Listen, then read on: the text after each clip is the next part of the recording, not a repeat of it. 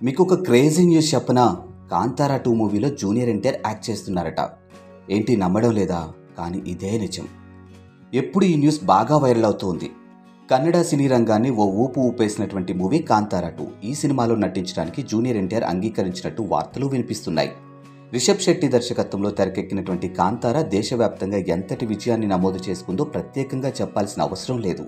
కేవలం 20 కోట్ల బడ్జెట్తో తెరకెక్కినటువంటి ఇండియన్ బాక్స్ ఆఫీస్ వద్ద 400 కోట్లకు పైగా కలెక్షన్లు నమోదు చేసింది. ఇక ఈ సినిమా ఇంతటి ఘన విజయం సాధించడంతో మేకర్స్ దీనికి కొనసాగింపుగా మరో సినిమాని తీసుకురావాలని నిర్ణయించుకున్నారు. అయితే అది సీక్వెల్గా కాకుండా ప్రీక్వెల్గా తీసుకురాబోతున్నారట.